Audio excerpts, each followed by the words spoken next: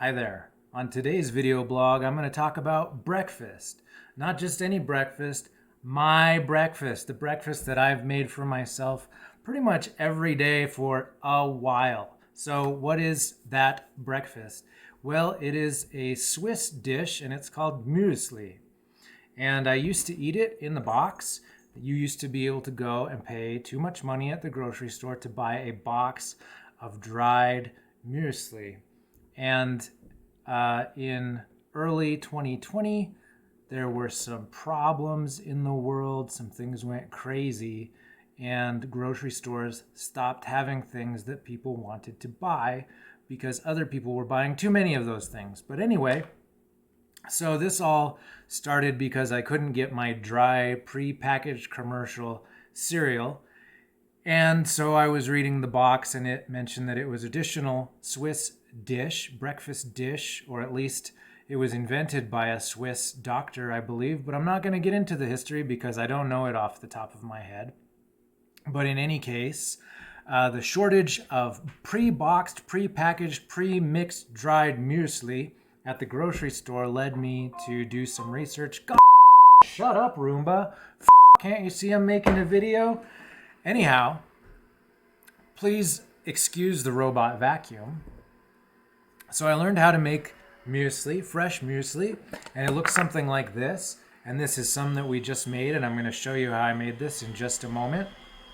And then we put it in the refrigerator overnight, and we wake up in the morning. I say we, I mean I, just me, and we have breakfast ready to go. It's really fulfilling to make your own breakfast. Okay, now that I've got my apron on, it's time to go over what you're going to need. An apple. This is a Gala apple. How about a lime? We will add half of this lime. We also need some yogurt. I like to put almonds in mine and I smash them up into a powder using a blender. I guess that's chopping or something. You can use a hammer if you want to, or maybe step on them. These are raisins. You can buy a really big bag of raisins. Do not, under any circumstances, forget the oats. Tools that I will be using: a knife. This contraption is called the juice-o-mat. You put half a lime in here and it squeezes the juice out. I have a receptacle to catch the juice. I've also got we'll also use a Pyrex bowl with a lid. This is what I like to put my muesli in. And I also use a scale. That helps to achieve consistent results. I forgot to mention you'll also need a grater like this. I do this every day, so trying to articulate what I'm doing is difficult. So first thing I do is I cut this lime in half, and I use my lid as a cutting board. Even though it's not really a cutting board, I'm very careful not to actually touch the knife to it. I actually more use it like a surface, a surface to cut this lime on. And like I said, it's not a cutting board. There are no knife marks at all. And yeah. Then you take the lime and you put it in the juice-o-mat and you turn the arm around and squeeze the juice out of it. That's the first thing I do.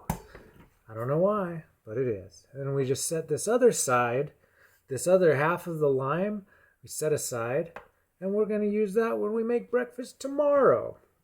When I'm preparing this apple, I take the sticker off and I like to use it to grab onto the stem and pull that off. Just like that. All right. The next step is to take our apple and we're going to shred it using the grater on the big side. This is kind of fiddly. This, you can see, doesn't actually fit very well into the bowl. So it's a little squirrely, but I've been doing this for a while and I think I have it down. Anyway, we're going to, what do you call this? Grate. We're grating this apple up. Probably going to get some pieces of apple all over the counter. That's what I do. I like to make a big mess all over everything, but that's okay because we know how to clean. We've got an apron on this time. It's really just for show for this video. I also like to imagine my voice really high-pitched right now because I might speed up this segment if I include it all. Alright, so we've gone around the outside of the apple, and I didn't even realize that I was making a cooking show, but I also like to grate up the top and the bottom, and then... This leftover part I could throw away, but this is actually food, so I eat it, even seeds and all. You know, you just don't chew them up, release the cyanide or whatever. All right, so then we take all of our apple grating into our bowl. And then we clean this. Okay, so we've got our apple grated up. I like to do this kind of quickly so that, it doesn't turn too brown.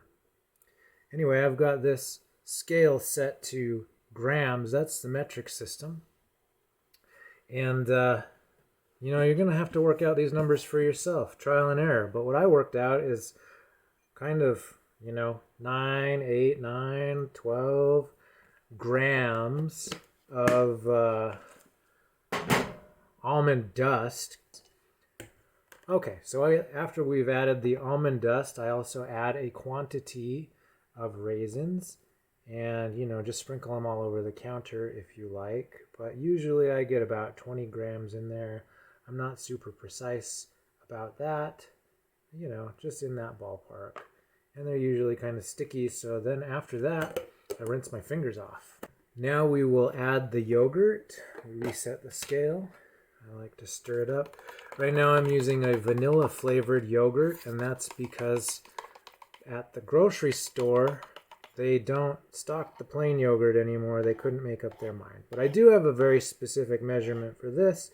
I do 148 grams, and the reason for that is that gives me several, I think it's six servings of yogurt. So 6 days of breakfast. 6 days of breakfast. Wow. And this one I use 100 grams. This is just a totally arbitrary choice. This is just what I like. And whoops, 107. You can take some off, put it back in, whatever. It's your life. It's your breakfast, It's your breakfast. You can do what you want. Okay, so at this point we are finished with the scale. We take our lime juice that we made earlier, and I drip that in my bowl, slosh, and then I usually add a quantity of water. And I don't know what that quantity is because it changes every day, I assume, but I just put this under the tap and add enough to make it the consistency that I like. Okay, so like I said, it was just a guess how much water to put in here.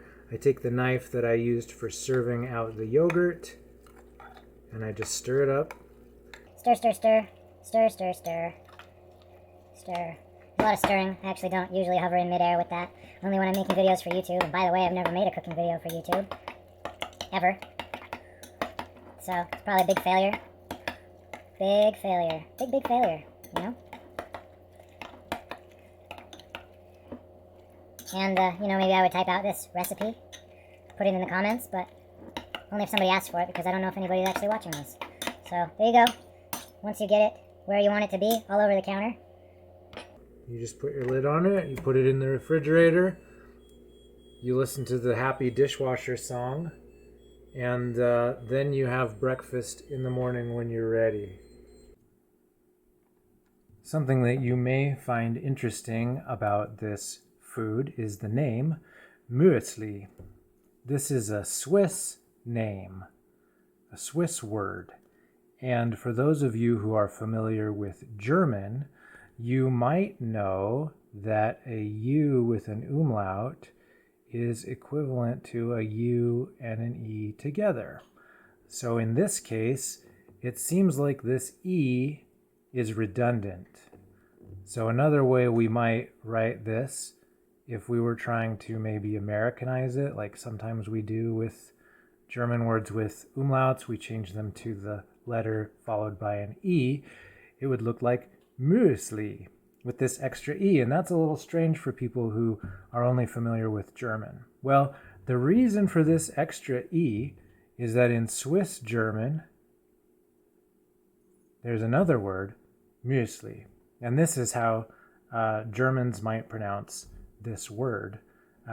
But in Swiss German, this word means mouse, which makes this E important